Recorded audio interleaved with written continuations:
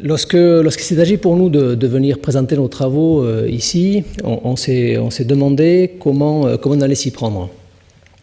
Et assez vite, deux idées se sont imposées. La première, c'est qu'au fond, notre travail n'avait de sens que dans une forme de continuité. Et que donc, ce qui était sans doute au plus près et au plus vrai de ce que nous étions, c'était probablement de mettre en perspective le déroulé de 20 ans, ça fait 20 ans cette année qu'on travaille, pour voir comment les choses s'enchaînaient, rebondissaient, s'appuyaient, se répondaient les unes des autres.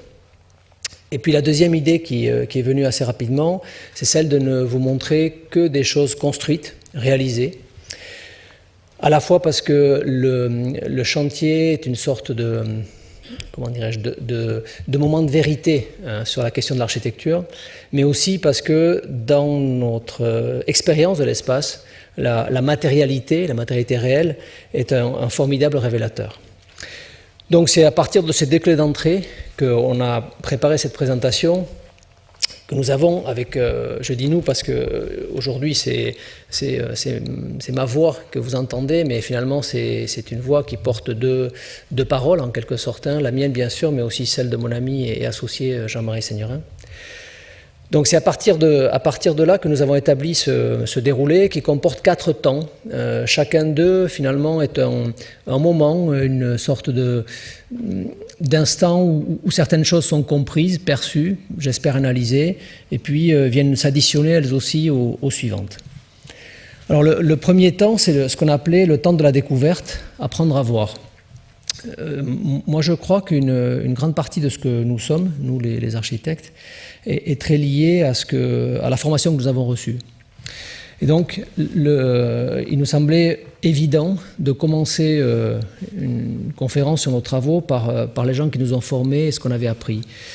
Et dans les gens qui nous ont formés, il y a deux personnes qui, hélas, ne sont plus parmi nous aujourd'hui, mais qui sont très structurantes dans notre parcours. C'est Jacques Ondelat, que les gens qui s'intéressent à l'architecture connaissent en général, et qui nous a appris une chose assez forte et assez simple, c'est de considérer l'architecture comme une poésie spatiale. Et Christian Desmoulins, à ne pas confondre avec Bernard Desmoulins, qui est plus connu sous vos cieux.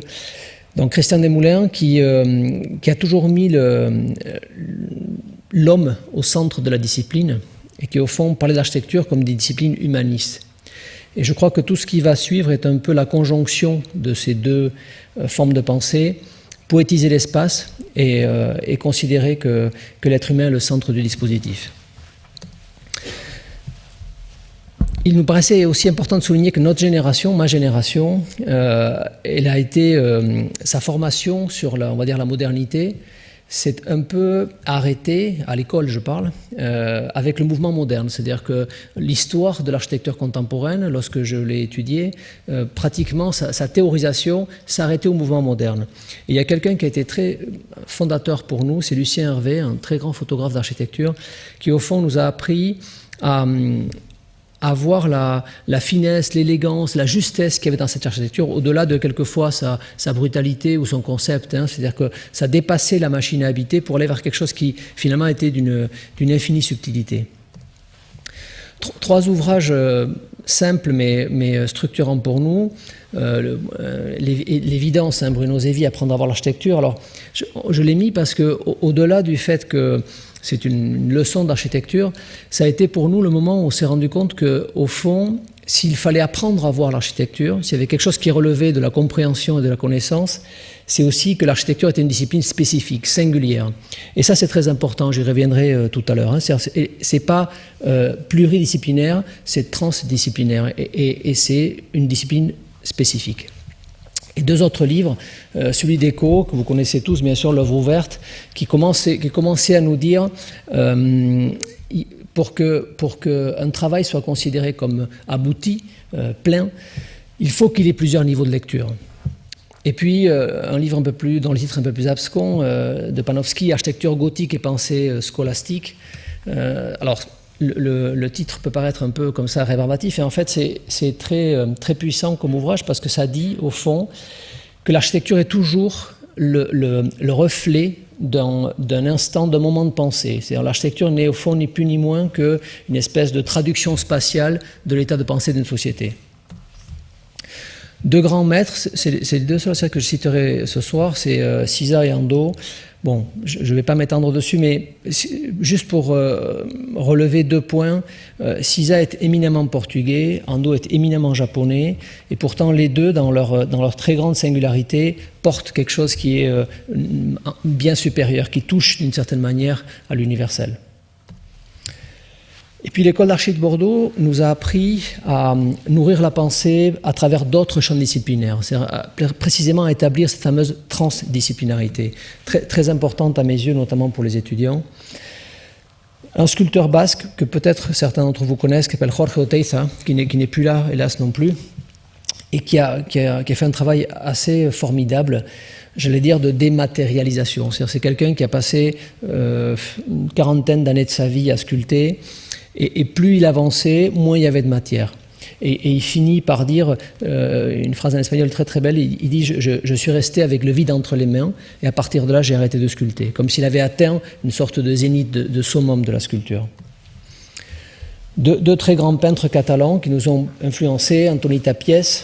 Moi je dis de Tapies qu'il approche la peinture comme un combat fait de matière et de signes, et John Milo qui est la peinture comme une calligraphie, une espèce d'écriture. Un très très grand cinéaste à nos yeux, Peter Greenaway, que vous connaissez sans doute. Il y a un film qui est un peu moins connu qui s'appelle Z2O. C'est pour moi absolument sublime parce que chaque scène est une toile et en même temps il y a un fond qui est d'une grande puissance et qui parle finalement de l'essence de la vie. Derrière ce premier temps, donc, qui est le temps de l'apprentissage, il y a un deuxième temps que peut-être je ne sais pas s'il y a des étudiants dans la salle, mais que, en tout cas moi je redoutais à l'époque, qu'on appelait le temps du réel, apprendre à faire.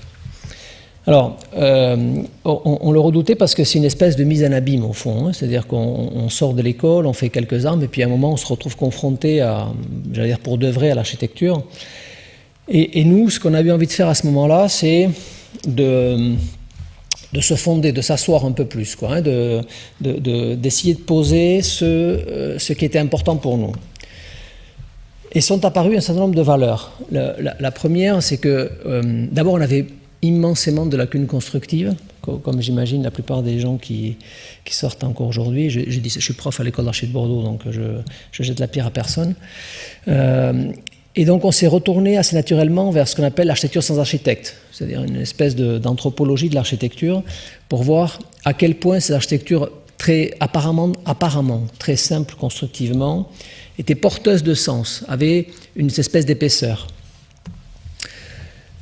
Quelqu'un que vous connaissez probablement pas, oui, j'aurais dû préciser un point quand même essentiel, qui est tellement évident pour moi que j'ai oublié de le dire, c'est que notre histoire démarre au Pays Basque, notre histoire professionnelle.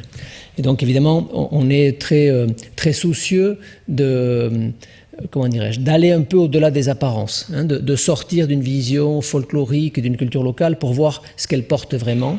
Et c'est au fond une attitude de l'esprit, hein, qui s'applique au Pays Basque, mais vous le verrez, qui s'applique un peu partout où on passe. Il y a un prêtre qui s'appelle Barandiaran, prêtre basque qui a écrit un ouvrage extrêmement étonnant qui s'appelle Mythologie basque, qui parle finalement de cette épaisseur que j'évoquais tout à l'heure, c'est-à-dire d'une sorte de dessous des cartes, hein, d'une vérité cachée d'un territoire, mais qu'on peut approcher, qu'on peut aborder et qui a encore une forte permanence. Donc il y a cette idée d'aller derrière l'apparence pour aller chercher ce que moi j'appelle l'étrange magie de l'évidence. Des ouvrages que certains d'entre vous connaissent sans doute, Castaneda, sans être littéral, mais c'est toujours l'idée de décaler un peu le regard. Je crois beaucoup que l'architecture est une question de regard. Apprendre à voir. Hein. Apprendre à voir, c'est dépasser les lieux communs pour aller un peu dans l'épaisseur des choses. Un disque, Peter Gabriel, que vous connaissez sans doute. Et puis un très très grand sculpteur basque, un autre, hélas décédé aussi, qui s'appelle Eduardo Chillida, qui allie, à mes yeux en tout cas, sensualité et puissance. Alors là-dessus arrive la première commande. Donc première œuvre, on gagne un petit concours pour faire une école. Alors c'est pas n'importe quelle école, ça s'appelle une ikastola. Les ikastolas sont des écoles où les enfants font leur scolarité en langue basque. C'est une école maternelle primaire, très petit programme, il y avait 5 ou 6 classes. On est au début des années 90. Et tout le débat architectural au Pays Basque est très fermé, un peu sclérosé à vrai dire, avec une architecture néo, très, à mes yeux en tout cas, très peu inspirée. Et il y a une espèce de lieu commun, justement, qui consiste à penser que si l'architecture est fermée, si elle n'évolue pas, si elle est dans une espèce de tradition archaïque, sans effet de profondeur, c'est parce que les gens du coin ne souhaitent pas une forme de modernité ou un regard décalé. Et là, ce qui est extraordinaire, c'est qu'il se trouve que moi, je suis basque, mais on se retrouve confronté à des gens qui fondent de notre culture, parce qu'au fond, une culture est très portée par la langue. Et donc ces gens-là, la grande surprise, c'est qu'ils sont très très ouverts au débat. Et donc apparaît ce petit groupe scolaire où on travaille sur la question de la couverture, qui est évidemment très présente dans le vocabulaire du Pays Basque, et puis la maçonnerie blanche comme une espèce d'abstraction, d'éléments qu'on vient creuser, une sorte de solidité, un rapport très stable au territoire. Je vais passer très très vite les projets, parce qu'il y en a beaucoup. Donc s'il y a des gens qui ont des questions, je répondrai volontiers. Mais l'idée, c'est de vous raconter une histoire plus que de détailler des projets. Derrière ça, on a à faire un autre projet, tout petit projet, des chais d'armement. Des chais d'armement, c'est au fond, pour faire simple et rapide, des hangars pour les pêcheurs. Donc une espèce de simplicité de la commande, en même temps une forme de rudesse d'usage. Et on continue à travailler sur une espèce de simplicité de mise en œuvre, très grande économie de moyens. C'est un projet qui est fait avec excessivement peu de moyens. Et donc comment on se sort de cette... ça vous oblige à une forme de vérité, parce qu'il y a très peu d'argent et l'usage est évidemment extrêmement rude. Derrière ça, on a la chance de gagner un concours un petit peu plus important qui nous sort du Pays Basque. On gagne une école à Bordeaux. Et au moment où, à Bordeaux, la plupart des gens qui sont sortis, en même temps que moi de l'école, rêvent de construire en métal ou je ne sais pas quoi, parce que Bordeaux est une ville de pierre. On se dit, on gagne une école à Bordeaux, dans le centre, on s'impose à nous-mêmes la pierre comme une espèce d'évidence. Et puis, on commence quelque chose qui va durer tout au long de notre parcours, c'est d'aller chercher les interstices dans les programmes. C'est-à-dire qu'au fond, on se dit, plus un programme est fermé, et les écoles sont plutôt des programmes assez fermés, plus il faut aller travailler des spatialités là où on ne vous attend pas, c'est-à-dire dans les entre-deux, notamment dans les circulations. Cette école, par exemple, se développe sur 2 niveaux, on travaille sur des rampes, et on travaille sur tout ce qui n'est pas écrit dans le programme et qui finalement, de notre point de vue, crée de la valeur ajoutée spatiale.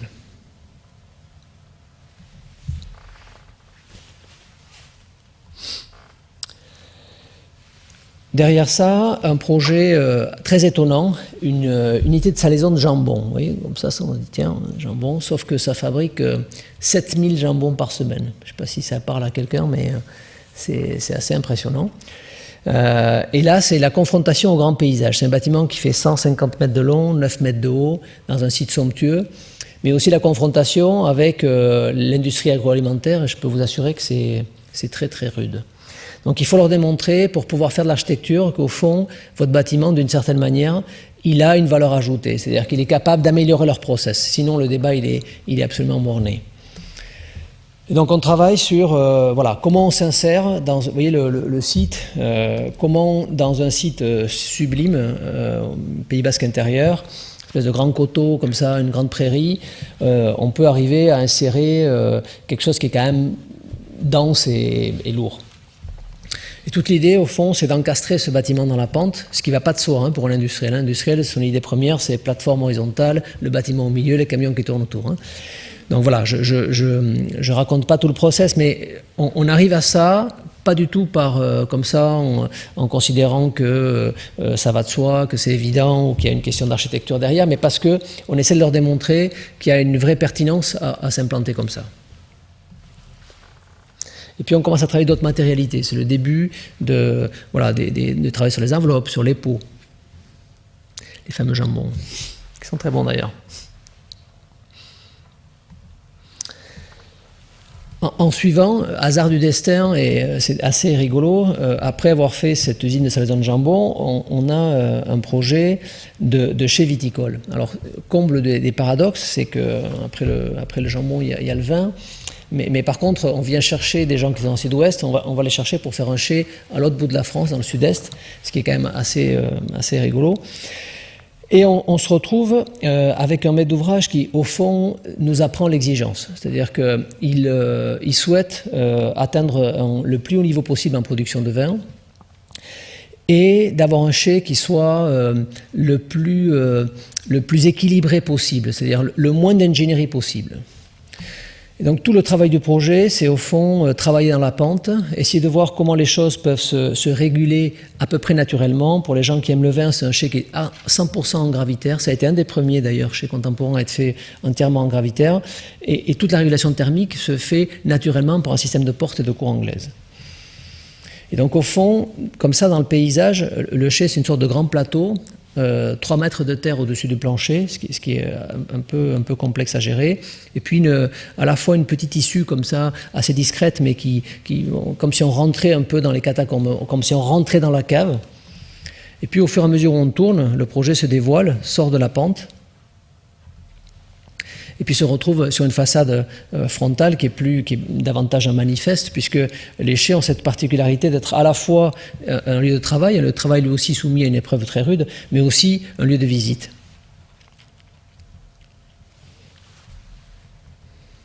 Grande expérience sur le béton, la question du calpinage, des continuités, c'est-à-dire ce qui semble évident devient extrêmement complexe, extrêmement fin. Au fond, on se rend compte que le béton, travaillé avec finesse, c'est un matériau extrêmement savant. Après, vous voyez, c'est quelques projets où on va chercher un peu des limites, c'est-à-dire on sort du territoire, on rentre dans les questions identitaires, mais avec une architecture qui a une certaine aspiration à la modernité. On gagne un concours dans un petit village du Pays Basque qui s'appelle Asparin. Et je me souviens très très bien, c'est ancien, hein, mais je me souviens très bien discuter avec le maire qui me dit « Écoutez monsieur, pour moi il y a une sorte de politesse minimum qui est la toiture en tuiles ».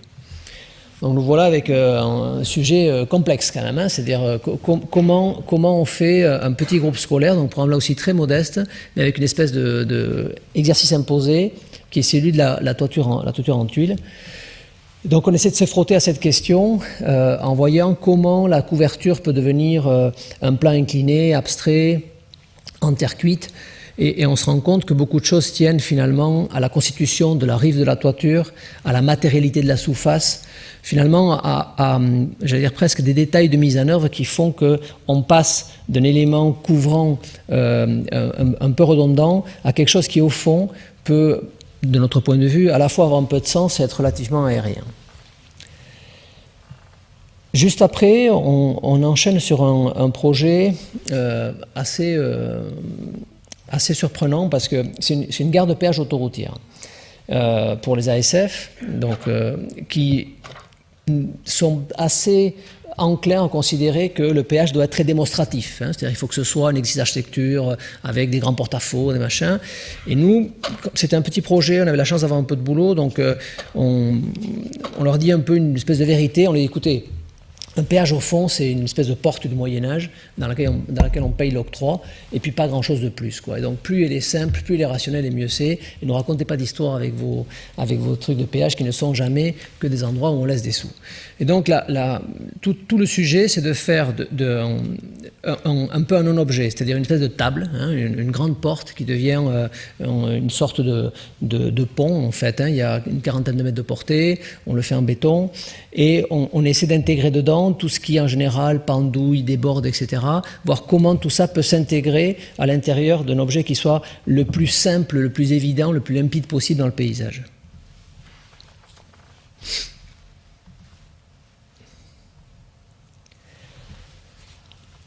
Jusque-là, vous avez vu, on a travaillé dans des lieux qui sont majoritairement des lieux à forte pression foncière, donc essentiellement le sud-ouest et le Pays Basque, ou le sud-est, mais dans des lieux à très très forte pression. Et là, on gagne un concours pour un collège dans les Landes. Alors, vu d'ici, peut-être que le Pays Basque et les Landes paraissent des territoires proches, mais ils sont extrêmement différents.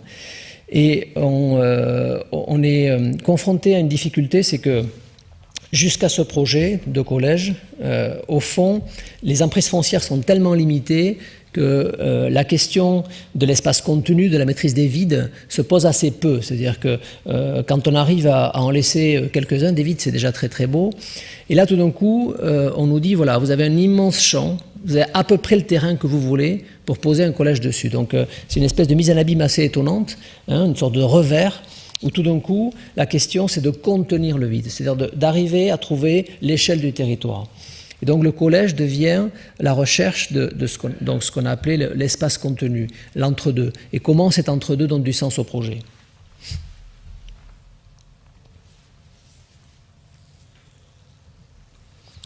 On poursuit ce travail sur voilà, la quête des espaces non définis dans la programmation, c'est-à-dire comment on va chercher les interstices comme étant des lieux d'exploration spatiale, hein, tout ce qui n'est pas défini dans le programme.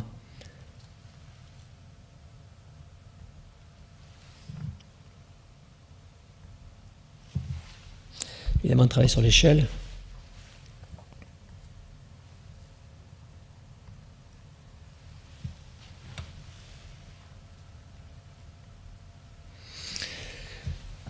Un autre groupe scolaire, quand vous en faites un, en général, il y a une espèce de redondance, on vous demande d'en faire d'autres. Un autre groupe scolaire, dans des conditions complètement différentes, là on est à Bordeaux, et vous avez vu que lorsqu'on a une liberté d'action sur la géométrie, on est assez naturellement porté vers une forme de géométrie contenue, maîtrisée, parce que c'est celle qui, au fond, à la fois nous renvoie à ce qu'on sait faire, et c'est quelque chose qu'on a le sentiment de pouvoir maîtriser.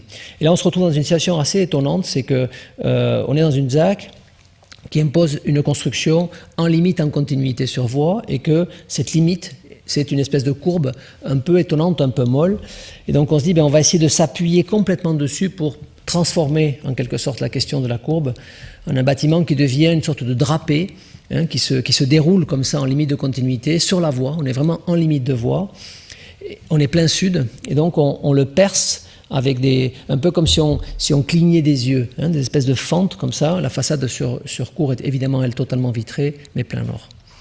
Donc vous voyez cette idée que tout d'un coup on va chercher une géométrie que jusqu'alors on n'avait pas expérimentée. La matérialité reste la même, mais on se met un peu en danger sur la question de la géométrie.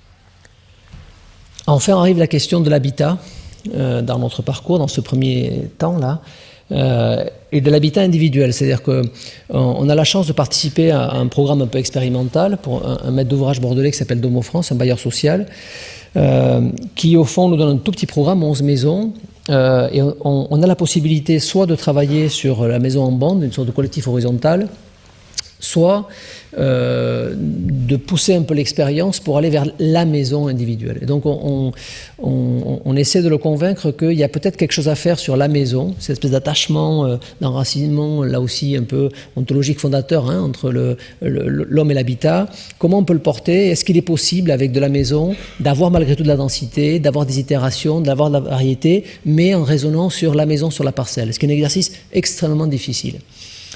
Et donc on fait cette tentative de 11 petites maisons qui sont des vraies maisons, puisque chacune est sur une parcelle, avec des faces nord très fermées. On lit simplement l'écriture de la porte, on a un car parc, donc on gare sa voiture devant la façade nord.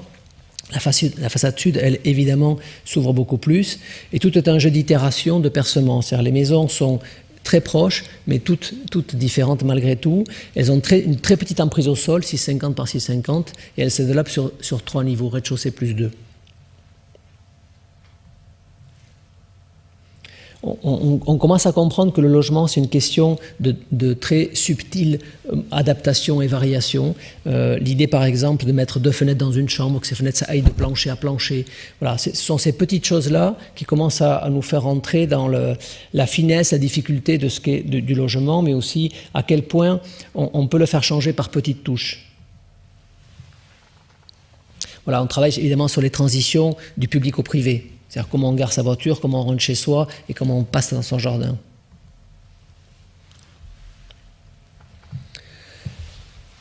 À partir de là arrive le 3e temps, qu'on a appelé le temps de la profondeur, à prendre la mesure.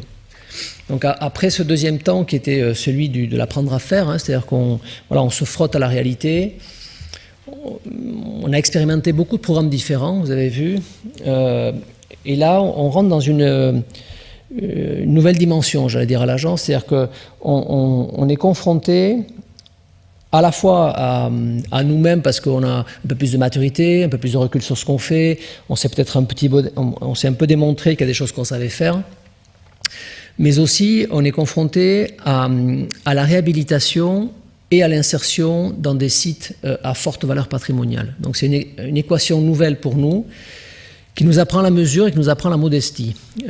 Parce que, je vais le développer, mais ça a été un formidable révélateur de voir à quel point des architectures qui, en apparence, ne témoignaient pas de caractéristiques patrimoniales exceptionnelles, eh bien en fait, elles avaient une capacité de reconversion, une capacité à se refonder sur elles-mêmes absolument extraordinaire. Et depuis, nous prions tous les jours pour que nos projets, peut-être un jour, aient de telles capacités à rebondir. Donc dans ce temps-là, on s'appuie sur quelques références. Un peintre équatorien qui s'appelle Osvaldo Guayasamín, je ne sais pas si vous le connaissez, qui est assez extraordinaire parce que, moi je dis, il peint les racines. Il peint les racines de ce qu'est l'Équateur et de ce que sont les Indiens équatoriens. Évidemment, Soulages, pour moi le Soulages c'est le noir et la lumière, donc cette espèce d'essence, de justesse, d'élégance.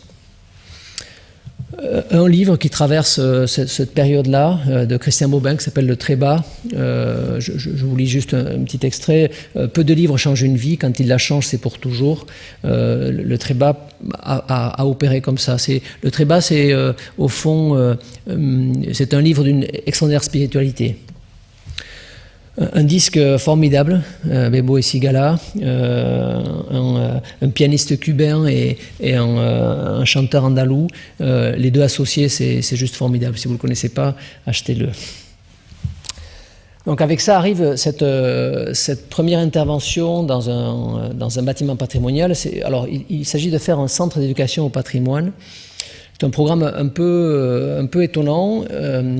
Il s'agit d'éveiller les enfants à la pertinence ou à la question du patrimoine, donc finalement d'identité, des racines. Donc plutôt une belle idée de programmation qui comprend une grande mixité très complexe. Il y a des salles de conférence, il y a de l'hébergement, il y a de la restauration. Donc c'est assez compliqué à gérer. Et ça se passe dans une commanderie de l'ordre de Malte. Alors l'ordre de Malte, c'est un ordre templier du XIIe qui avait essaimé comme ça quelques bâtiments, en particulier sur le chemin de Saint-Jacques, donc c'était des lieux saints, et c'était des bâtiments forteresses qui servaient à la fois un peu, mais assez peu finalement pour le culte, et essentiellement pour l'hébergement finalement de ces moines soldats. Donc ce bâtiment, vous voyez, en apparence, alors il était à l'abandon, dedans c'est une ruine, une certaine austérité, il est posé sur un socle rocheux, la roche apparaît à fleur de bâtiment, il y a une espèce de force tellurique incroyable, mais au fond, plus on le découvre, c'est-à-dire plus on rentre dedans, plus on se dit que c'est absolument extraordinaire ce que respire ce bâtiment. Une sorte d'épaisseur, de justesse, de vibration incroyable, et tout le projet consiste au fond à ne jamais venir percuter l'existant. C'est-à-dire que c'est comme si on rentrait dans une enveloppe le plus en douceur possible, comme si on venait se frotter, caresser, toucher, mais jamais percuter. Donc on restaure l'édifice dans son clos couvert, essentiellement sur les menuiseries. On enlève, pour l'anecdote des menuiseries, c'était un combat très rigolo parce que l'ABF de l'époque avait mis des vitraux sur un bâtiment du XIIe, ce qui n'était pas forcément très cohérent historiquement. Et on a réussi à les déposer, ce qui était un petit tour de force. Voilà, et dedans, au fond, même quand les choses sont un peu présentes plastiquement, elles ne le sont que parce qu'il faut rentrer un escalier normalisé dans la trémie d'un escalier du XIIe, vous voyez. Et donc c'est pour ça que tout d'un coup, il se plie, il se tord, parce qu'il a cette difficulté à rentrer dans cette trémie. Mais on s'impose comme règle de rentrer, voilà, on se met dans le gabarit de l'existant. Le blanc est utilisé comme une sorte de drapé générique, et on arrête le blanc chaque fois qu'on tombe sur un élément de patrimoine qui parle de l'histoire, qui donne du sens. Par exemple, un chaînage vertical qui parle d'une temporalité, qui parle d'une addition du bâtiment. on commence à comprendre aussi à quel point ces bâtiments se font dans le temps, par strates, par couches, c'est-à-dire que leur histoire est faite d'épaisseur, leur histoire est faite de progression. J'aime beaucoup cette image parce que elle nous a ouvert l'esprit sur la relativité des choses. Petite histoire. Donc ça se passe à Irisari, donc petit village à côté de Saint-Jean-Pied-de-Port, au Pays Basque. Et le bâtiment d'origine est fait avec une pierre locale, cette pierre grise magnifique. La carrière qui produit cette pierre était fermée. Et donc on a eu la chance de pouvoir partiellement, ponctuellement réouvrir la carrière pour réutiliser une partie de cette pierre, mais assez peu en restauration parce qu'elle avait assez peu besoin, mais on l'a utilisée pour obstruer certaines trémies pour des questions de sécurité incendie. Et donc au lieu de faire des espèces de complexes de placo, je ne sais pas quoi, on a mis en place d'énormes losses de pierre dont on a eu les plus grandes difficultés à faire accepter aux pompiers qu'elles étaient coupe-feu, mais bon, au final, ça a marché. Et cette image est intéressante parce qu'au fond, il y a à peu près 8 siècles entre ces deux interventions, c'est entre le champ en pierre et les grandes losses qu'on a mis en place. 8 siècles à l'histoire de l'échelle humaine, ça commence à avoir un peu de sens. À l'histoire géologique, c'est rien. Et donc voilà, je laisse à votre appréciation, mais il y a quelque chose qui nous a touchés dans cette vibration-là. Bon, après, c'est un travail sur la question constructive, le détail et ces interventions comme ça les plus mesurées possibles.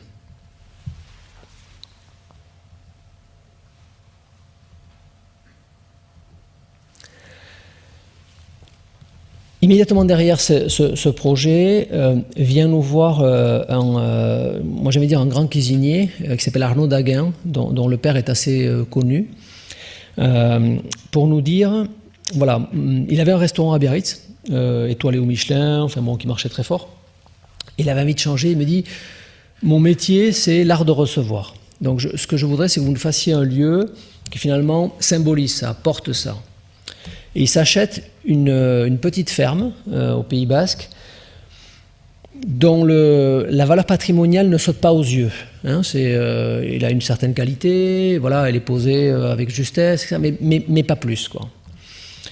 Et donc toute l'idée c'est comment on se frotte à ça sans trop d'a priori et on essaie, j'allais dire, on laisse parler l'existant. Hein, et plus on le visite, plus il se révèle et plus les choses se mettent en place.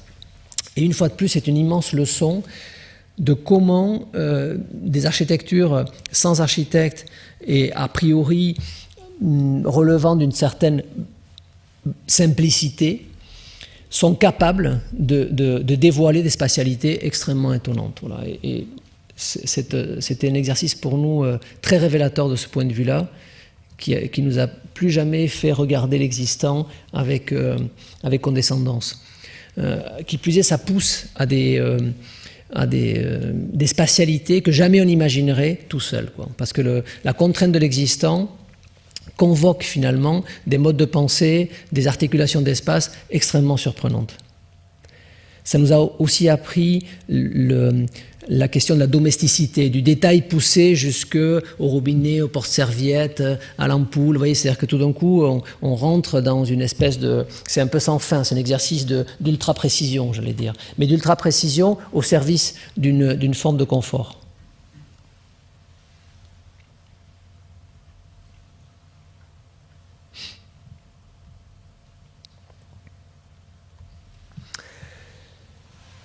En même temps, à peu près, ou juste après, je ne me souviens plus très bien, arrive un petit hôtel à Saint-Jean-de-Luz. Donc c'est une logique semblable pour un maître d'ouvrage un peu différent, mais qui au fond a une forme d'ambition partagée là-dessus. C'est-à-dire qu'il veut recevoir dans les meilleures conditions possibles et, j'allais dire, offrir du plaisir aux gens. Et on se retrouve confronté à ce bâtiment-là, c'est à Saint-Jean-de-Luz, qui s'appelle Mendeberi. Mendeberi en bas, ça veut dire nouveau siècle. Donc c'est un bâtiment de tout début 20e, en très mauvais état, un peu anachronique dans le paysage lusien, et qui a une particularité, c'est qu'il rompt l'alignement parce qu'il a un jardin. On le voit un peu sur l'image de droite. Et le propriétaire achète ça sans trop savoir quel est le point d'équilibre d'un petit hôtel comme ça. Et assez vite, on se rend compte que dans l'existant, il est impossible de rentrer. Il voulait 7 chambres, parce qu'au Pays Basque, il y a 7 provinces entre le nord et le sud. Donc il voulait que chaque chambre figure en quelque sorte une des provinces. Et donc on ne rentre pas le projet dans l'existant, donc il faut aller occuper le jardin, ce qui renvoie au lieu de détente et de loisirs, et c'est la toiture qui devient une sorte de jardin suspendu. Donc voilà ce qu'on fait de l'hôtel. Le toit est requalifié et on vient occuper la parcelle du jardin par une extension assez simple, toujours l'idée de finalement essayer de se raccorder à l'existant, tisser du fil, tisser du lien avec ce qui préexiste. La façade sur jardin devient finalement une façade sur coursive et les fenêtres deviennent les portes d'entrée des chambres. Tous les éléments d'architecture sont valorisés. Alors il y a évidemment des choses un peu surprenantes comme une corniche qui se retrouve à l'intérieur.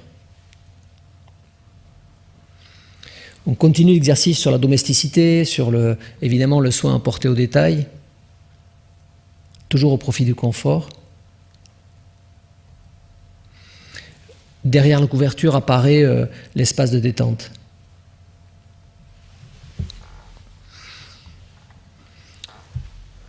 Une autre opération de réhabilitation, peut-être encore plus révélatrice, parce que alors c'est une MSD, c'est une maison de la solidarité départementale, c'est grosso modo un lieu où les gens en difficulté sociale viennent échanger. Donc on pourrait dire que c'est une sorte d'espace de bureau à vocation sociale. Et là, on tombe sur un patrimoine encore plus modeste, encore plus banal, où on soupçonnait encore moins qu'on pouvait faire quelque chose.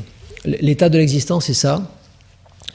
Donc, une maison fin 1900. Voilà. Si vous la regardez, vous voyez dans le paysage, au fond, le maître d'ouvrage se posait la question de la démolir et de refaire. On la visite, on insiste, et puis on arrive à obtenir l'idée de la conserver. Et ce qui est incroyable, c'est qu'au-delà du travail de restauration, on refait la couverture, les chaînes, l'enduit, bon voilà, un travail assez simple. Le vrai sujet, il est dedans. Ce qui nous a complètement bouleversés, c'est la capacité dans ce dedans, qui était un dedans en ruine, à sortir des spatialités étonnantes. C'est-à-dire qu'au fond, comment une architecture on ne peut plus simple, on ne peut plus élémentaire, est encore capable d'offrir ça. Je suis pas persuadé que les projets que nous faisons les uns les autres aujourd'hui aient de telles capacités, quoi. Voilà. Et ça, c'est une très grande leçon d'humilité. Et c'est des vrais moments de bonheur quand même, hein, parce que c'est voilà, tout d'un coup, il se passe des choses. Il y a une sorte de magie qui opère, qui est assez étonnante.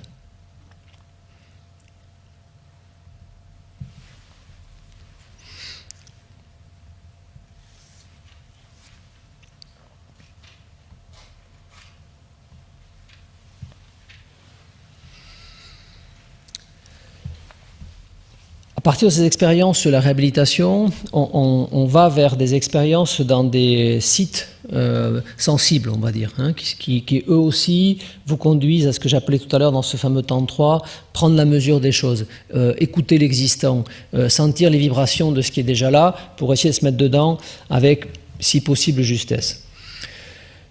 La première occasion d'expérimenter ça, c'est une bastide dans les Landes qui s'appelle Montfort-en-Chalosse. Les deux bâtiments qui sont au centre de l'image, la collectivité décide de les démolir. Donc là, il n'y a vraiment aucun vrai potentiel de reconversion. L'arche est une fausse arche en bois, donc elle a été mise pour les fêtes du village, elle disparaît. Et donc l'espace de travail, ce sont les deux maisons que vous voyez au milieu, donc qui doivent être démolies et reconstruites.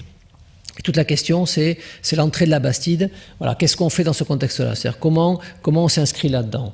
Donc la réponse est finalement de venir complètement dans la continuité. C'est-à-dire que la couverture devient l'élément de liaison, on vient nu pour nu, rive pour rive avec le petit bout de bâtiment à droite qui est maintenu, et simplement on opère un travail sur le percement. C'est-à-dire que finalement c'est le travail du rapport plein-vide qui devient l'objet de la recherche du projet, et la petite place qui est devant, qu'on vient requalifier, et qui finalement crée cette entrée de village.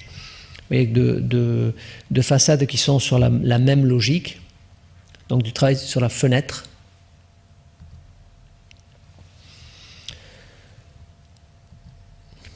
forme d'abstraction, hein, dans l'idée que le percement vient en creux, il est chanfreiné, la pierre vient souligner les appuis.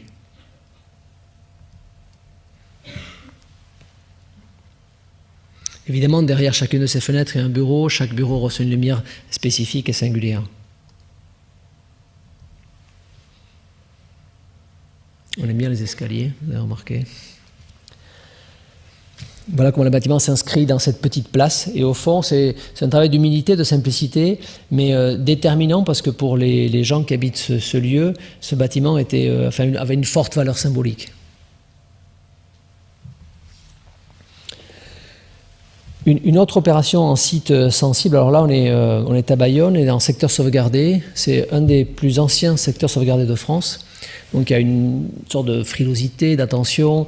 Il y a un architecte que vous connaissez probablement ici qui s'appelle Alexandre Mélicinos, qui est en charge de cette sauvegardé, qui est un grand érudit de l'architecture évidemment, mais aussi et surtout de la ville de Bayonne. Et on est dans un contexte très particulier, c'est-à-dire qu'on se retrouve dans une sorte de dent creuse qui était anciennement un couvent, qui a été démoli et qui, lorsque nous sommes intervenus, était un parking, une sorte de délaissé urbain, mais à 2 pas de la cathédrale. Donc très très grande sensibilité, énorme question patrimoniale, et on se retrouve à faire 2 bâtiments en vis-à-vis, ce qui est très rare dans un parcours, et surtout 2 bâtiments en vis-à-vis en plein secteur sauvegardé. Et donc ces bâtiments, finalement, ils ont à la fois peut-être une forme de contondance, hein, ils sont là, ils nient pas le fait qu'ils sont d'aujourd'hui, si je puis dire, mais en même temps, ils cherchent du dialogue, ils cherchent du lien. Alors du lien par la typologie des percements, du lien par le travail sur socle, les tâches courantes et l'achèvement, la couverture, du lien par l'épannelage, hein, la place est un grand plan incliné, donc les bâtiments n'ont pas le même nombre de niveaux en point haut et en point bas de la place. Voilà, du lien dans l'accroche sur la rue, hein, où par exemple la question des marquages de plancher, qui est très caractéristique du tissu médiéval bayonnais. Voilà, hein, c'est-à-dire comment on vient marquer le niveau, créer de l'aléa sur le percement, travailler le couvrement, hein, l'achèvement du bâtiment, qui est un élément très très très caractéristique du patrimoine. En même temps, avec une matérialité très forte, on est sur des façades en béton poli. Le calpinage des joints de panneaux de façade, quelque part, renvoie aussi à cette espèce de vibration qui est dans l'existant.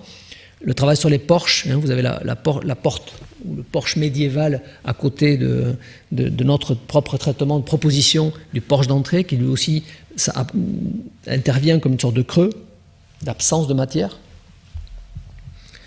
Les raccords rive pour rive. Et dedans, des spatialités très étonnantes. Des cœurs d'îlots très surprenants. Voilà, les accroches sur les corniches de l'existant.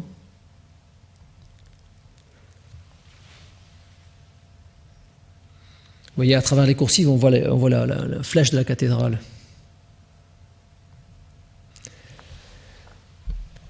Une autre forme de site sensible, donc là on est à Pau, c'est un IUFM, et la question, là, elle n'est pas dans le patrimoine bâti, elle est dans le patrimoine végétal.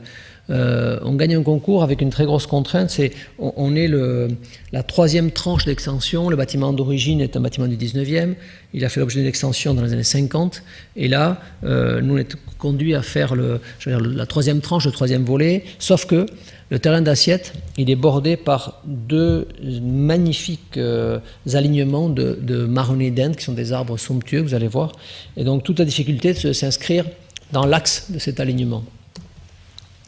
Et donc il y a une sorte de paradoxe, de tension étonnante, c'est que les arbres sont évidemment beaucoup plus anciens que le bâtiment, et toute l'idée c'est comment on vient au plus près de ces arbres pour trouver une sorte de frottement, de friction, les utiliser aussi comme un filtre.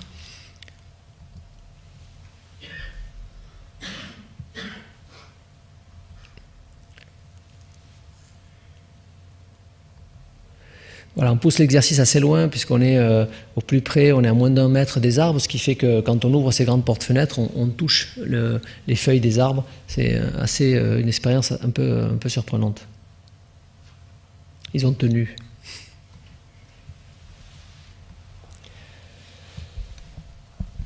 On repart sur un site un peu sensible mais différent. C'est une opération à Bordeaux, de nouveau pour Domo France, bailleur social, opération en rue, dans laquelle on est confronté à la question de la démolition-reconstruction et donc à travailler sur la densité, c'est-à-dire comment des tours et des bars des années 60 qui sont démolies, finalement offrent des densités relativement faibles. Comment on peut trouver une échelle peut-être un peu plus humaine, un peu plus cohérente, un peu plus facile à appréhender, sans perdre en densité, et quelle écriture, c'est-à-dire comment dans une ville comme Bordeaux, qui est une ville 18e, majoritairement 18e, avec une espèce de classicisme, d'élégance qui renvoie à la grande bourgeoisie bordelaise, comment on peut trouver quelque chose qui ne stigmatise pas le logement, sachant qu'on reloge les gens qui habitent là, et que donc, voilà, il y a une espèce de... comment dirais-je, d'attention apportée auprès de ces gens pour qu'ils rentrent dans une forme de normalité. Et donc tout le travail, c'est voilà, réécriture d'une architecture compatible, en tout cas qu'on espère, qu'on souhaite compatible avec l'existant. On poursuit le travail sur le socle, les tâches courantes. Là, le dernier niveau est un attique en retrait, avec des façades serrues assez radicales, comme peut l'être au fond quand on regarde de près l'architecture du 18e. Donc voilà, c'est plus un travail d'alignement, de calpinage, de qualité de matériaux. On est en béton blanc brut fini, ce qui n'est pas très facile à mettre en œuvre, mais c'est une forme de pierre contemporaine au fond. Et puis des façades sur cœur d'îlot qui développent de très grandes loggias et qui offrent un confort de vie assez étonnant. Une grande attention portée à la fragmentation, c'est-à-dire comment on trouve du rythme sur des grandes continuités, sur des alignements sur rue. Habiter les rez-de-chaussée, indispensable pour fabriquer de l'urbain. Attention portée aux circulations communes, créer des espaces sans vocation, toujours l'idée d'aller chercher dans les failles du programme, dans ce qui est non dit, pour voir comment, dans ces failles-là, on peut trouver, au fond, du lien, un espace de partage.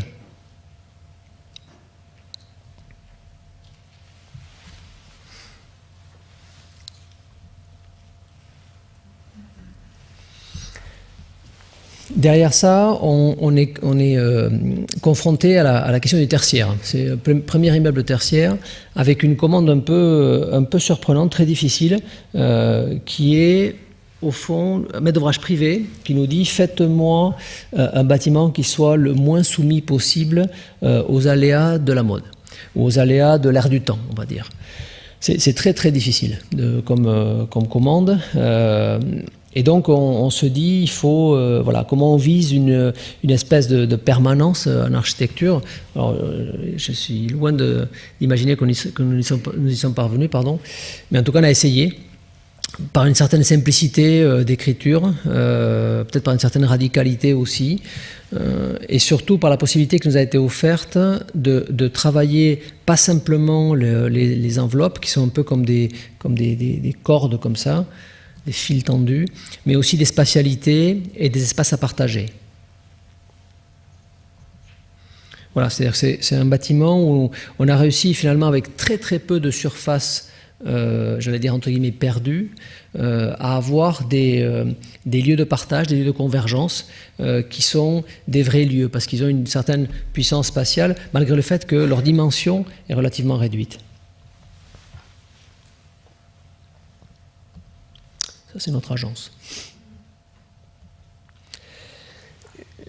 Hasard de la vie, en même temps qu'on faisait ce bâtiment, un foncier se libère juste à côté, et le maître d'ouvrage dit, au fond, tous les gens qui ont voulu venir dans le bâtiment que je viens de vous montrer, parce qu'il a plutôt bien marché, on va dire ça comme ça, et que j'ai refusé, je vais faire un deuxième bâtiment pour eux. Donc dessinez-moi un bâtiment, alors là la commande est encore plus compliquée, le plus générique possible. C'est-à-dire qu'il nous dit, la question n'est plus une espèce de justesse éventuelle ou d'intemporalité, c'est générique. C'est-à-dire qu'il faut qu'il puisse accueillir à peu près tous les usages. Et donc on dessine un bâtiment extrêmement simple, sauf que au moment où on le finit, un groupe de software très connu achète une aile entière du bâtiment, ils nous passent une commande qui est exactement l'inverse. C'est-à-dire qu'ils nous disent, nous ce qu'on veut, c'est que chacun des plateaux du bâtiment soit le plus spécifique possible, le plus singulier possible. Donc cette espèce de mise en abîme étonnante où dans un bâtiment qui se ferait très générique, excessivement simple, comment on crée de la diversité, de la singularité et des thématiques par niveau. Et donc on bascule dans un univers qui n'était pas très familier pour nous. C'est voilà le bâtiment d'origine. On y achète une aile entière, enfin une section complète. Et on se retrouve là-dedans à créer des espaces qui, a priori, on peut difficilement imaginer dans un bâtiment aussi orthodoxe. Et donc ces espaces expriment, alors je ne rentre pas dans le détail, mais ils expriment, on va dire, notre perception de ce qu'est la marque, le mouvement, la vibration, la transparence à travers la matière, enfin bon voilà. On décline finalement des thèmes et tout le travail sur l'organisation des plateaux n'est qu'un reflet d'une perception d'identité de la marque.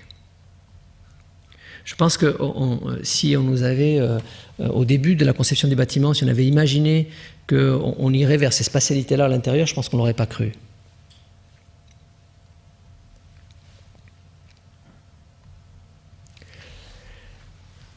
Ce qui vient ensuite, c'est un travail sur l'espace public. Alors ça, c'est très fondateur pour nous, parce que l'espace public, c'est fantastique. J'allais dire, c'est très détendant, parce que autant l'architecture est une forme de crispation incroyable, c'est-à-dire que tout le monde pense avoir un avis sur l'architecture, en tout cas tout le monde donne son point de vue sur l'architecture, parce que ça a quelque chose d'opposable au tiers, d'évident en lecture.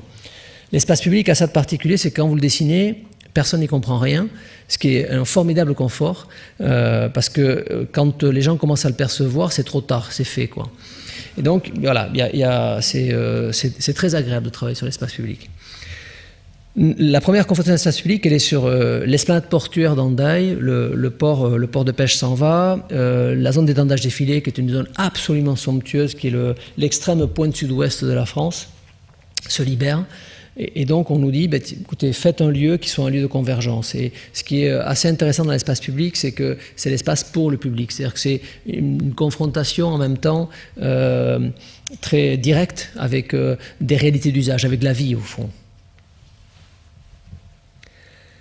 Donc on fait cet espace qui a plusieurs vocations. C'est à la fois un lieu de détente, de promenade, mais c'est aussi un lieu pour pouvoir développer des manifestations. Donc il faut des grands aplats, des zones en enrobées un peu ingrates, qu'on essaie de travailler le plus subtilement possible. On est en vis-à-vis direct. Ce que vous voyez de l'autre côté, c'est l'Espagne.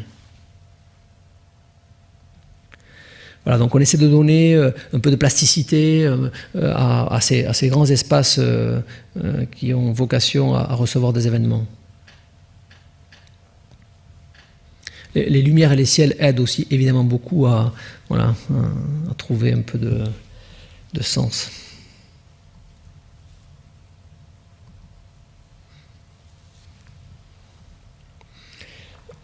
Un exercice semblable sur le fond, très différent en termes de site. On est à Lormont. Lormont, c'est une commune qui est sur la rive droite de la Garonne, en vis-à-vis direct de Bordeaux. Un site extrêmement ingrat, peut-être que vous l'avez pratiqué, c'est le pont d'Aquitaine, qui est le grand pont qui traverse la Garonne. On est au pied du pont. Donc la ville de Lormont est une ville dont l'histoire est faite de cisaillements. C'était un des rares ports de pêche de la rive droite bordelaise, avec une ville ancienne plutôt assez bien structurée qui descendait tout en douceur sur la Garonne et qui a été cisaillée par le pont, puis cisaillée par la voie SNCF. Donc ça se retrouve dans une espèce de confrontation d'usage comme ça très très violente et traversée par des poids lourds. Alors on est à 12 ou 15 000 poids lourds par jour. Donc c'était quelque chose d'extrêmement violent. Et finalement le projet, c'est comment on apaise tout ça. C'est-à-dire comment on essaie voilà ce qu'on a trouvé en arrivant. Et l'idée, c'est d'essayer de retrouver un peu de sérénité, de rendre le rapport à la Garonne un peu plus doux, un peu plus vivable, et d'offrir aux gens juste de quoi pouvoir partager. Travailler sur l'espace public fait avec extrêmement peu de moyens, donc une intervention très très très simple. Vous voyez, les éléments d'architecture, le mur, le soubassement, viennent épauler, trouver des échelles, fabriquer des assises.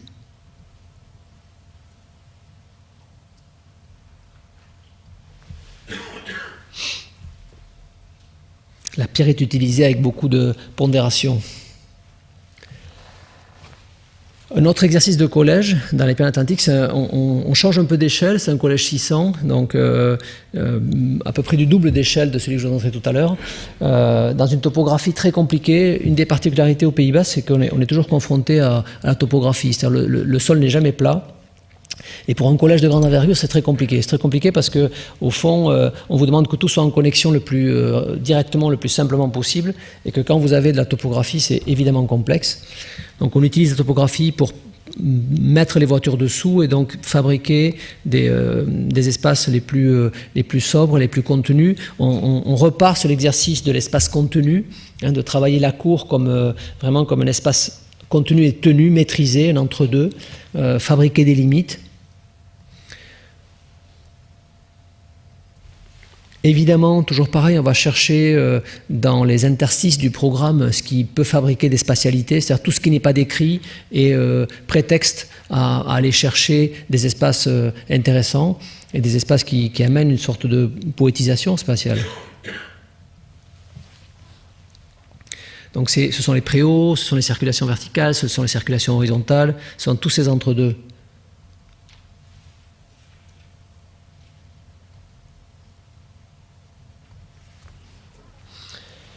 Petite opération de logement, alors elle est petite par la taille, mais elle a une assez forte valeur symbolique parce qu'on n'en avait pas fait beaucoup jusque-là.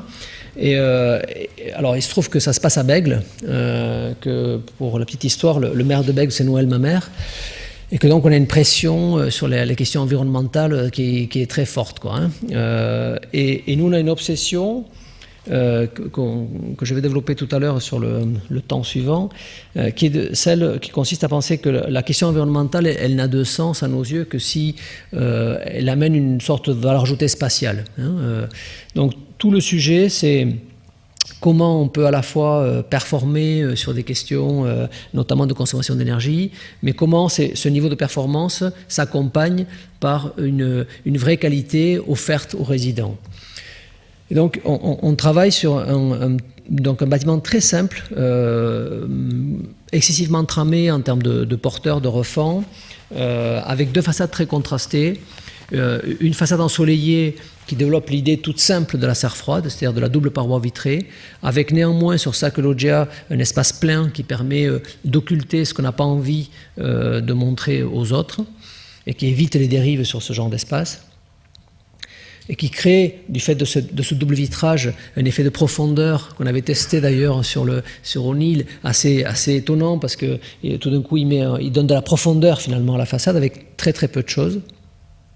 Et puis une façade surcoursive qui devient une espèce de composition graphique de simples pots de fleurs et qui permet de travailler des bâtiments, enfin des logements pardon, qui sont réellement traversants, donc très facilement ventilables et avec une espèce de tension entre les deux faces qui est assez étonnante. Voilà le travail sur la double peau.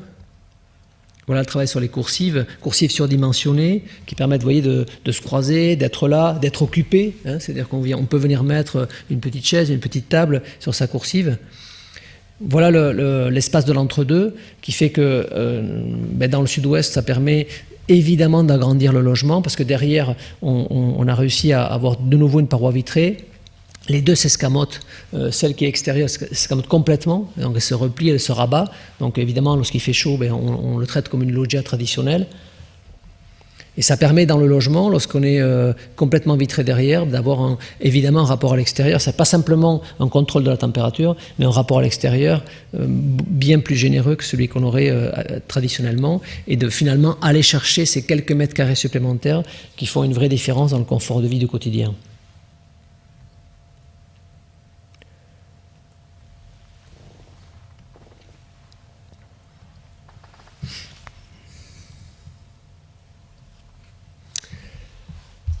Le dernier temps, j'espère que vous avez encore un peu de patience, c'est ce qu'on appelait le temps présent. Temps sauvage et incertain, c'était le livre de Patrice Goulet, et je trouve qu'il est d'une hyper actualité. Le temps que nous vivons, on a appelé ça apprendre sur soi, apprendre à résister. Alors si vous avez des questions, mais pour faire simple, je pense qu'on est en train de vivre des mutations très profondes sur la maîtrise d'ouvrage, qui sont pas très faciles à vivre. On est en train de vivre une accélération des processus de conception qui génère beaucoup de tensions, qui demande beaucoup de vivacité, beaucoup de disponibilité, beaucoup de réactivité. Il y a cette question environnementale qui, lorsqu'elle est mal abordée, pollue un peu les esprits, c'est-à-dire que comment on la positive, comment on fait qu'elle ait du sens, comment on fait en sorte que finalement elle soit bien perçue par le citoyen, qu'elle amène de la valeur ajoutée spatiale. Voilà, il y a une sorte de... Et en même temps, c'est un moment, de mon point de vue, où il y a un peu de perte de repères collectifs. La pensée s'effiloche un peu, on a du mal à trouver des stabilités, des bases. L'architecture se surmédiatise, on est sur des logiques de coûts, d'un bâtiment emblématique qui chasse l'autre, et où toutes les démarches qui demandent du temps, qui demandent un peu de recul, sont excessivement difficiles à valoriser. Donc, dans ces moments-là, moi, je trouve important, voilà, de se dire sur quoi on peut s'appuyer, quoi. Alors, j'ai cité 4 exemples. Je dis juste un petit mot pourquoi ces exemples. Virilio, parce que pour moi, c'est peut-être le seul intellectuel qui est théorisé, parlé de la ville et de l'urbain. Donc ça, c'est assez étonnant. Et là, récemment, il a développé un concept qui m'a beaucoup touché de la simultanéité des émotions. C'est-à-dire comment, au moment où nous vivons, par les médias, il y a une espèce de capacité à ce que nous ressentions tous la même chose au même moment. Je reviendrai tout à l'heure si vous voulez, je ne vais pas être trop long là-dessus. On ferait parce que je trouve étonnant que quelqu'un qui s'inscrive à ce point dans l'instant, dans la pensée contemporaine, dise finalement le zénith de la pensée française, c'est le siècle des Lumières. C'est-à-dire qu'à partir du XVIIIe, les choses sont décroissantes. C'est à la fois paradoxal et très, très fort. Et puis il a une capacité comment dirais-je, à être didactique et pédagogique sur ce qui fonde notre culture, qui est assez remarquable. Finkielkraut, parce que c'est le seul intellectuel français que j'ai entendu parler d'identité, de culture, de spécificité, sans ostracisme et sans ringardise. Et Attali, parce qu'il est étonnant, enfin depuis qu'il n'est plus aux affaires, hein, je le trouve étonnant parce qu'il est toujours prospectif, quoi. C'est sans doute l'intellectuel français le plus prospectif. Il est toujours dans ce qui se passera demain. Il se trompe à chaque fois, mais c'est pas grave, parce que c'est une espèce de mécanique intellectuelle incroyable, je trouve. 2 ouvrages beaucoup plus simples, beaucoup plus faciles à lire. Sylvain Tesson, je trouve que dans ces moments comme d'hésitation, de vibration, les choses se mettent en mouvement très très vite. Je trouve que c'est intéressant de dire qu'on appartient tous au grand édifice du vivant, enfin, de se mettre un peu en résonance avec le monde, c'est assez sain. Et puis quelqu'un qui est un ami que vous connaissez probablement pas, qui s'appelle Jean-Paul Loube, qui est prof à l'école d'archi de Bordeaux, je vous lis ces quelques lignes. Je regarde ce livre comme un livre itinéraire, mais bien au-delà de la fréquentation des montagnes et des fjords, c'est surtout la quête d'un Tao qui ne viserait pas seulement à la contemplation, mais bien à retrouver ses marques dans un monde dont le sens s'estompe de plus en plus. Toute reconstruction de ce sens passe aujourd'hui par un acte de résistance. Le voyage offre une position, une posture pour un réarmement de la pensée dans cette direction. Voilà. Pas de commentaires. Alors, dans ce temps sauvage et incertain, apparaît pour nous une opportunité incroyable qui est celle de faire un quartier, un écoquartier à Saint-Jean-de-Luz. Alors, vrai changement d'échelle pour nous, il y a 247 logements. Grosse responsabilité parce que la collectivité, qui est la mairie de Saint-Jean-de-Luz, nous demande de faire à la fois un projet urbain, à la fois de la maîtrise d'œuvre d'infrastructure et de la maîtrise d'œuvre de bâtiments. Donc une espèce de triple casquette qui est toujours très délicate et qui au fond on prend conscience de la responsabilité sociale de l'architecture à travers ce projet. Enfin, on l'avait, mais là, tout d'un coup, ça devient une absolue évidence, quoi, hein. Et donc, de l'attention portée à l'autre comme étant une sorte de levier indispensable. Le cynisme est interdit. Voilà, donc on se trouve dans un site enfin, à la fois sublime et finalement assez courant au Pays Basque, un peu en dehors de la ville, mais pas trop, avec une déclivité hallucinante. On a 80 mètres entre le point haut et le point bas, et une programmation mixte, c'est-à-dire qu'il faut faire...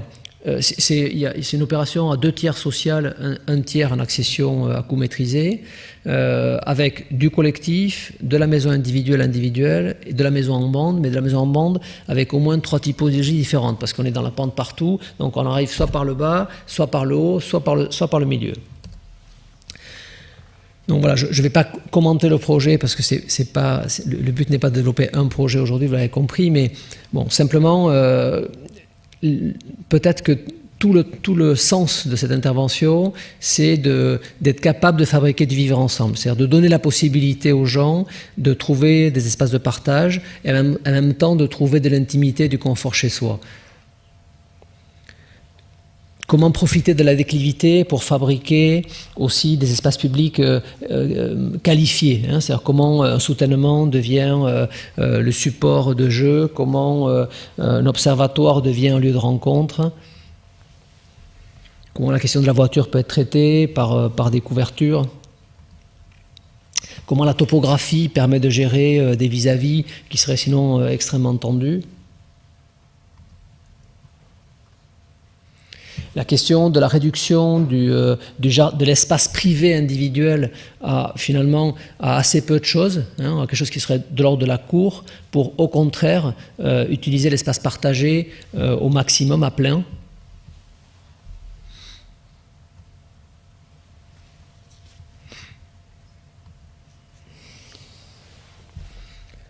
Différentes typologies de maisons.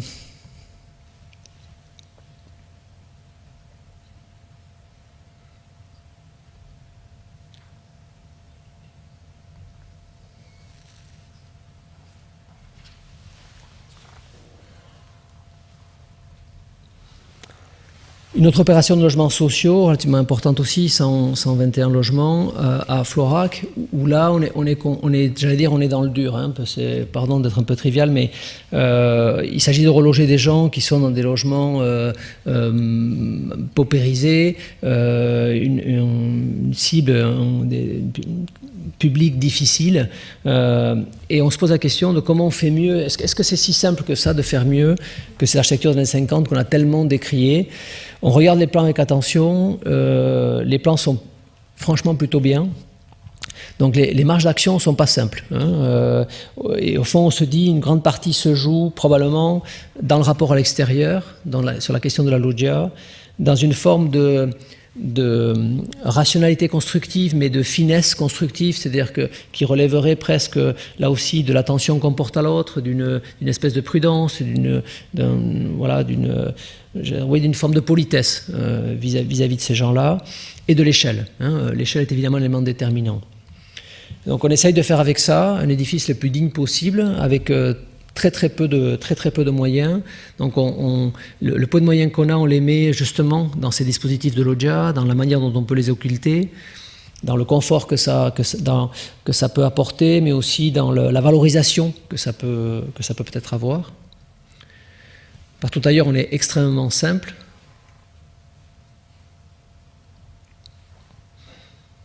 On travaille les entre-deux, on évite les vis-à-vis directs entre pièces de jour. Voilà, ce sont des choses finalement assez modestes, assez simples, mais qui tentent d'apporter j'allais dire un peu de plaisir au quotidien.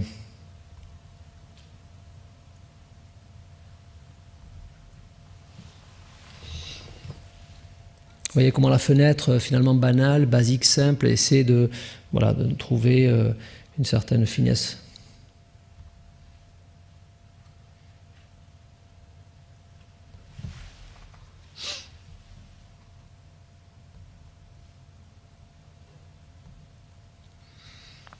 Le rapport à l'extérieur.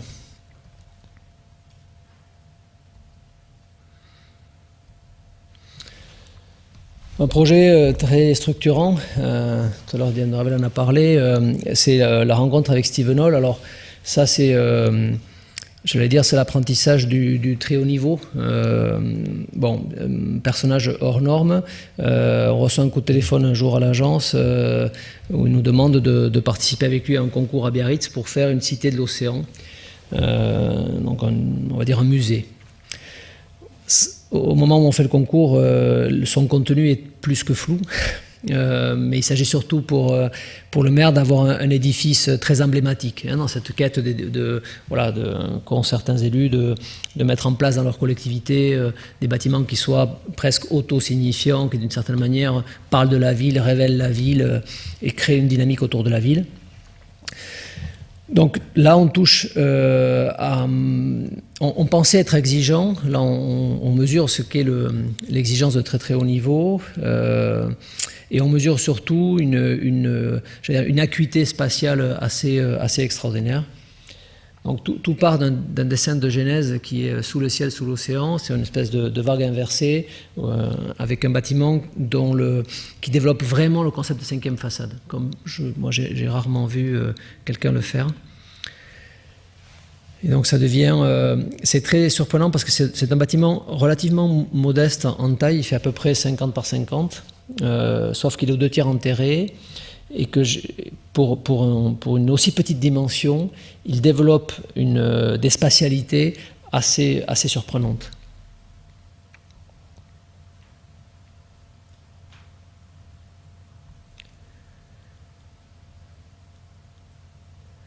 Ça nous permet aussi de voir comment quelqu'un qui a aujourd'hui une aura internationale incontestable travaille aussi réellement, c'est-à-dire comment s'établit la collaboration avec lui. Enfin, je répondrai si vous avez des questions tout à l'heure sur le sujet.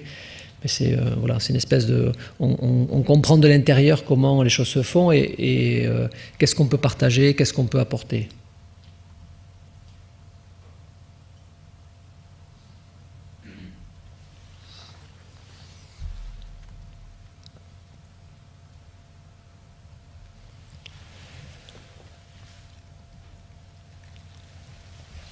Un projet de logement à côté de Nantes, à la Chapelle-sur-Erdre, où on expérimente 2 choses. D'abord, une autre matérialité, et puis on commence un peu à tordre la géométrie sur la question du logement pour voir au fond jusqu'où on peut pousser les limites de l'exercice. Donc voilà, on travaille sur à la fois des petits collectifs et de la maison en bande, avec une assise en béton et des volumes en bois qui viennent se décliner par-dessus. L'idée que chaque logement va chercher une orientation privilégiée, que la loggia est une sorte d'appendice qui va chercher un porte-à-faux comme ça dans le vide. Et toujours pareil, amener de la qualité, une espèce de suavité dans le contact. La maison individuelle, les transitions qu'on avait déjà évoquées tout à l'heure à Florac, c'est-à-dire comment on passe de l'espace public à l'espace privé de la maison, comment on crée des premiers plans, des filtres, sans que ces filtres deviennent des barrières étanches. La question des bâtiments posés dans le paysage. Un projet très récent, enfin récemment achevé, qui est une nouvelle maison de santé départementale. On avait fait une en réhabilitation.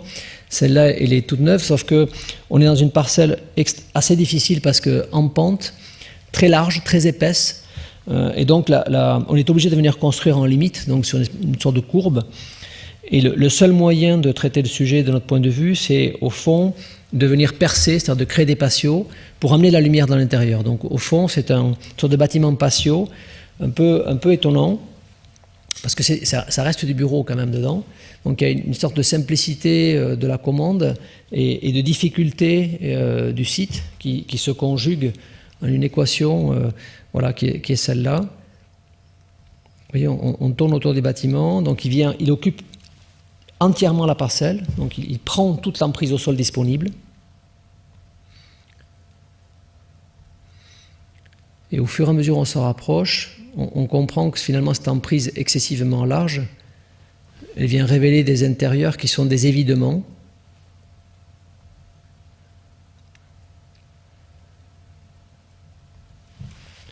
Voilà, un jeu de patio qui finalement éclaire la circulation, éclaire les bureaux. se renvoient l'un l'autre.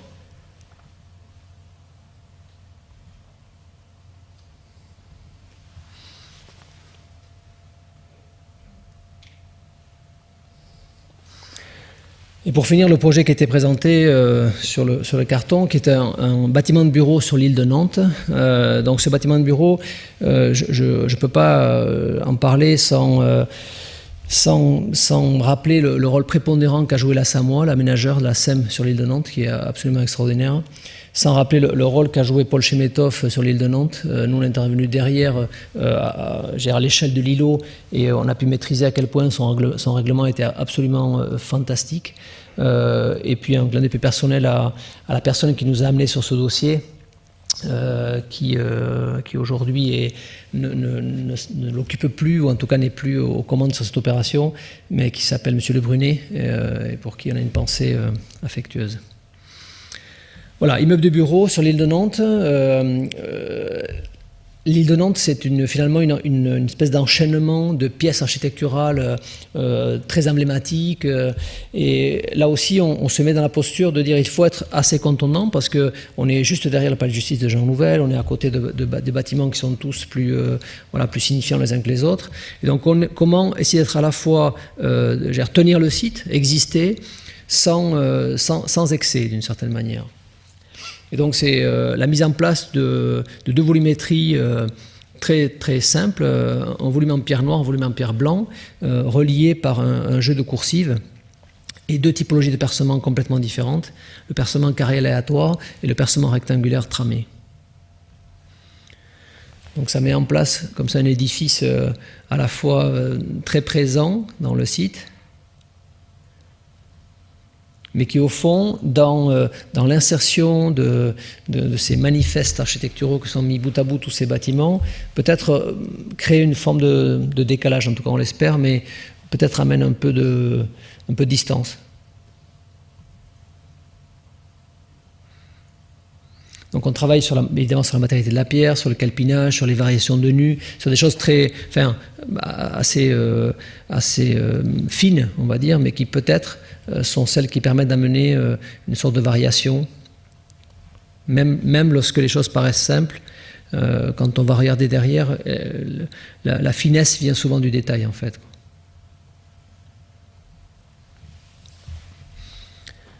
Ce qui est assez intéressant, c'est que ça dégage aussi des spatialités. Voilà, il y a toujours l'idée que c'est un maître d'ouvrage privé, donc évidemment toutes les questions de consommation d'espace sont regardées avec une très grande attention. Donc c'est comment on peut encore trouver des halls d'entrée. On retrouve l'exercice qu'on avait évoqué tout à l'heure. Donc comment on peut trouver des halls d'entrée qui soient peu consommateurs de surface, mais qui offrent de vraies spatialités. C'est-à-dire que c'est des moments intenses.